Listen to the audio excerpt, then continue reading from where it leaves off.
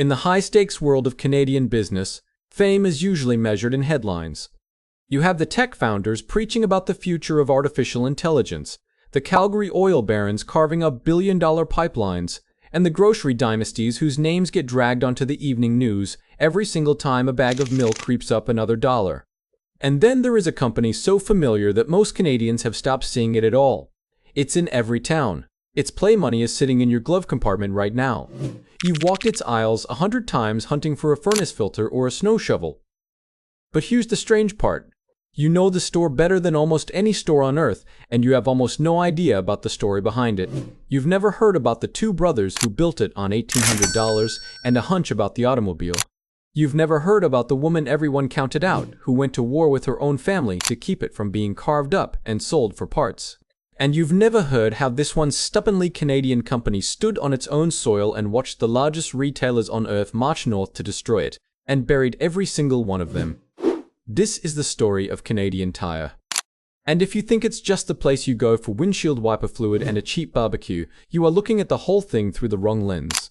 While the titans of Canadian retail, Eaton's, Simpsons, Zellers, Sears, collapsed one after another into the bankruptcy courts, and while the American giant Target stormed across the border with billions of dollars and a promise to bury them, this single family-controlled company didn't just survive. It turned its store owners into a small army of millionaires. It became the one retailer that more than 80% of the country walks into every single year. And it grew into a quiet, relentless compounding machine on the Toronto Stock Exchange while the household names around it died. So, how'd they do it? How did two broke brothers with a busted garage end up owning the closest thing this country has to a national institution? How did a hardware store survive the retail apocalypse that wiped out everyone around it? And how did a company most people associate with paint cans and play money convince an entire nation that shopping there was practically a patriotic act? The year was 1922, and the Billes brothers had almost nothing. John and Alfred Billes were two young men in Toronto with mechanical minds and empty pockets. Between them, they scraped together $1,800, their entire savings, and used it to buy a small, struggling outfit called Hamilton Tire and Garage. It was not much, a cramped shop, a few tools, and a pile of debt. By every reasonable measure, they had bought themselves a job, not a future. But the brothers could see something the established merchants of the day couldn't, or wouldn't. They looked out at the streets of Toronto and understood that the automobile was about to remake the entire country. The car was going from a rich man's toy into an ordinary family's necessity, and a nation of brand new drivers was going to need tires, parts, and somewhere that actually understood them. In an age when a blowout was a weekly event and a flat could strand you for hours, the brothers bet everything on the machine that was about to take over Canadian life. They were a study in opposites, and that was their strength. John was the careful one, finance, discipline, the steady hand that kept the books honest and the lights on. Alfred was the engine, restless, ambitious, obsessed with growth and with the customer.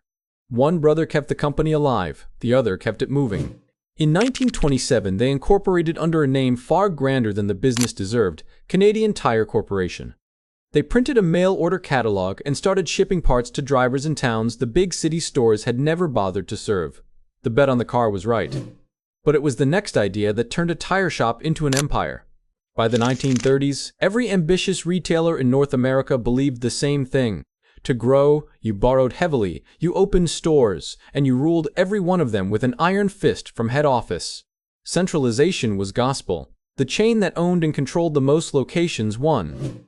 Alfred Billes looked at that gospel and decided to do the exact opposite. He simply couldn't afford the conventional path. There was never enough cash to own and staff a national chain outright. So in 1934, he gambled on a model that bordered on heresy. He opened what he called an associate store, and instead of owning it, he handed it to an independent dealer. The dealer bought his own inventory, took on his own risk, and ran the store however the local market demanded. Canadian Tire supplied the brand, the buying power, and the national advertising. The dealer supplied the sweat and kept the upside. To the retail establishment, this looked insane. You were giving up control. You were letting some local operator make his own calls about your stores, your reputation, your money. Why would you ever hand the keys to an outsider? Because Alfred understood human nature far better than the textbooks did. A salaried manager runs a store. An owner fights for it. By making each dealer a genuine owner with real skin in the game, he created hundreds of fanatically motivated entrepreneurs, each one obsessed with squeezing every last dollar out of his own town, each one knowing his neighbors by name. The dealers didn't really work for Canadian Tire. In a sense, Canadian Tire worked for the dealers, and the dealers worked like their lives depended on it, because they did. It became one of the most successful business structures in Canadian history. Decades later, those dealers would be quietly earning, altogether, somewhere around $200 million a year, roughly what the entire corporation booked in profit, and many times what its shareholders collected in dividends. The man who gave away control had built an army of owners who would defend his company to the death. But Alfred Bills had one more trick, and it was pure psychological genius. In 1958, Canadian Tire started printing its own money. It wasn't a discount. It wasn't a coupon. It was a fistful of crisp little bills, stamped with a cheerful cartoon Scotsman that you earned every time you spent. And something strange happened in the Canadian brain the moment that paper hit your palm. A discount is forgettable. You pocket the few cents and walk away. But this felt like winning. It felt like treasure. People didn't spend it. They hoarded it. They stuffed it into glove compartments and kitchen drawers and old coffee tins, saving up their crumpled paper fortune for the day they'd finally cash it in on a power drill. It was the same trick the dollar store would lay to play, just aimed at a different nerve. The $1 price tag works by switching off financial anxiety. Canadian Tire money worked by switching on the thrill of accumulation. It turned a cold transaction at a hardware store into a little game you were playing and winning. And, crucially, it chained you to the brand. Why would you buy your motor oil anywhere else when buying it here meant adding to your secret stash?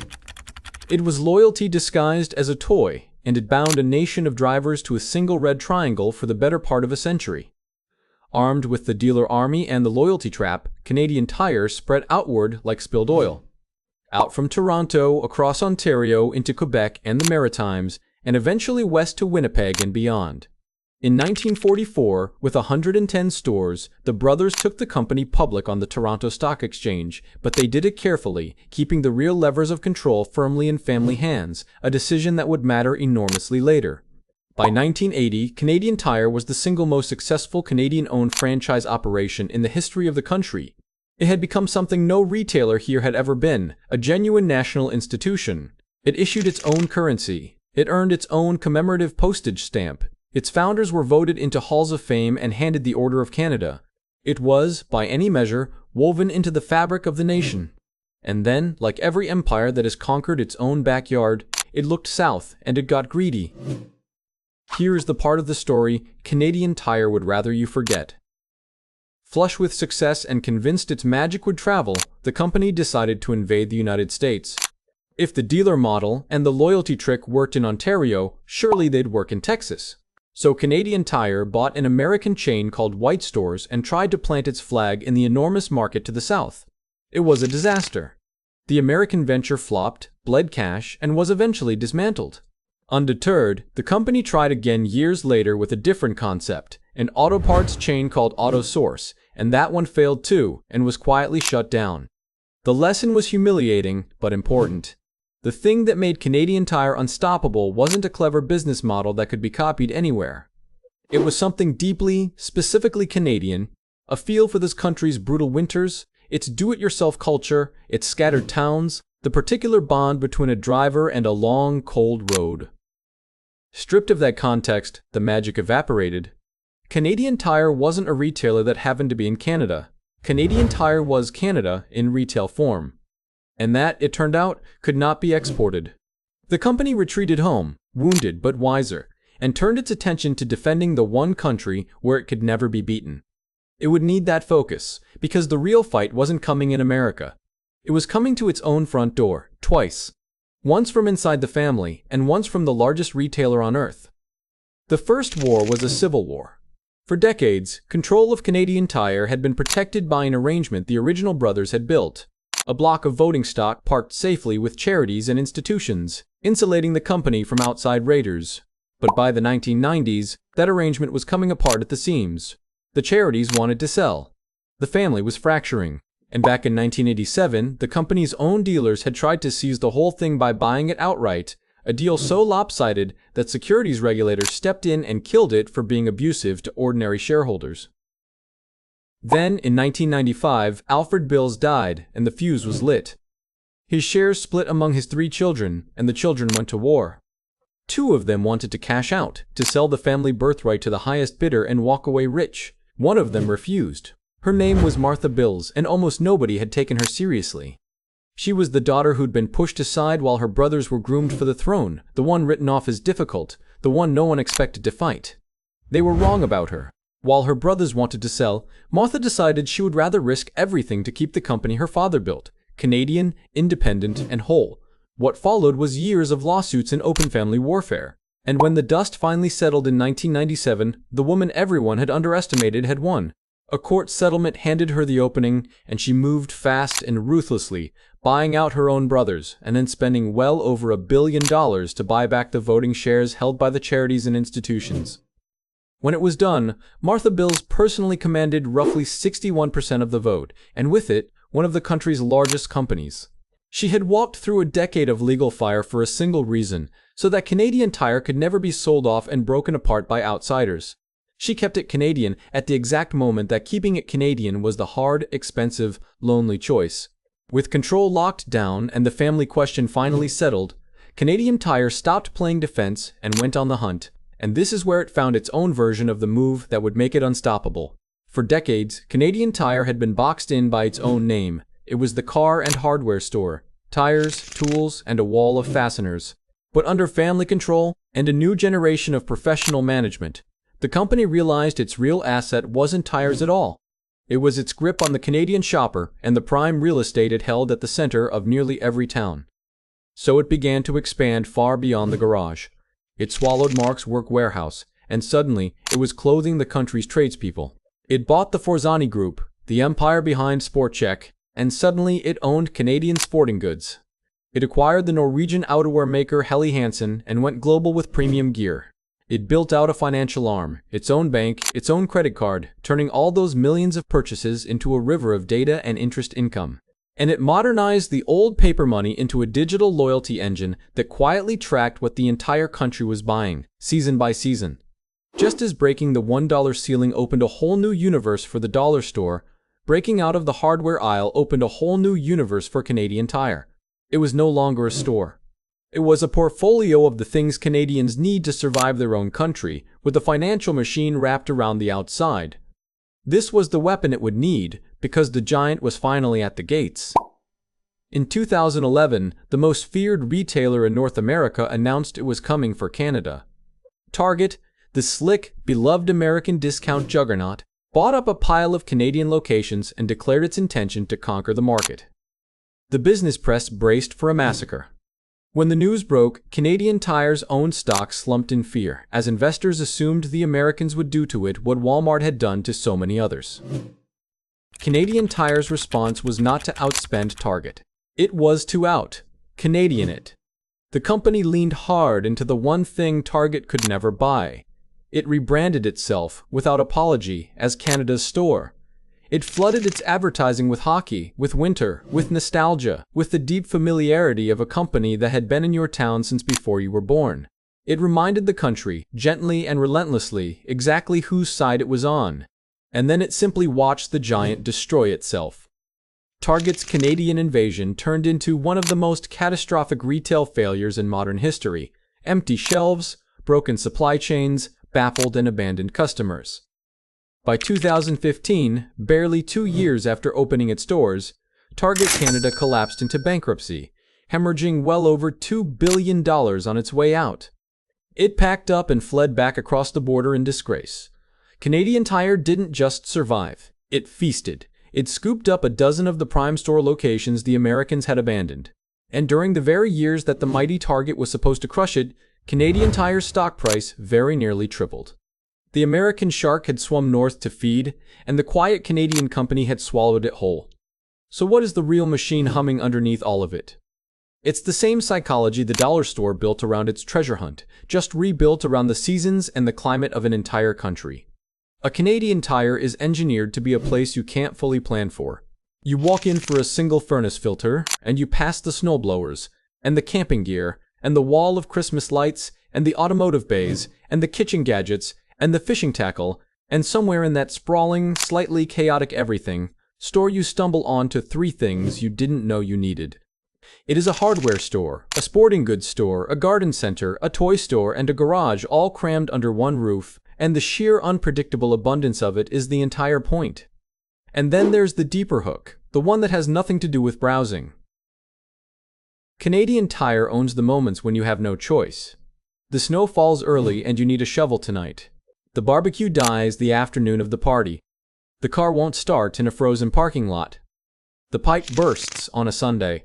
In a vast, cold, car-dependent, do-it-yourself country, there is one store that is always there for the small emergencies of ordinary life. And it has spent 100 years making sure its name is the first one you think of. That is a moat no website and no American invader can ever cross. You cannot download a snow shovel at 9 at night. You cannot stream a new set of winter tires. The company needs you in the building, in the season, in the moment of need, and it has made itself the default answer to 1,000 of those moments. The rise of Canadian Tire, from a busted garage to a national institution, is a mirror held up to the country itself. The dollar store dynasty bet that life in Canada would keep getting more expensive. The Bills family made a different, deeper bet that Canada would always be a hard country to live in. A country of long winters that break things, of distances that demand a car, of working people who fix their own fences and change their own oil because paying someone else to do it was never really an option. They bet that a nation like that would always need one affordable, everything, under one roof store standing at the center of town. And they bet against every easy temptation to sell out that it could stay Canadian-owned while every rival around it was swallowed or buried. Unfortunately for the Romantics, and fortunately for the Bills family, they were right on every count. Eaton's is gone. Simpson's is gone. Zellers is gone. Sears is gone. Target fled. And the red triangle is still glowing over the parking lot, still issuing its funny money, still selling a snow shovel to someone who needed it an hour ago. It endures because it figured out something true about us. That we are a practical, frugal, weather-beaten people who would rather fix it ourselves and who feel a quiet loyalty to the one big company that stayed home when everyone else cashed out. But what do you think?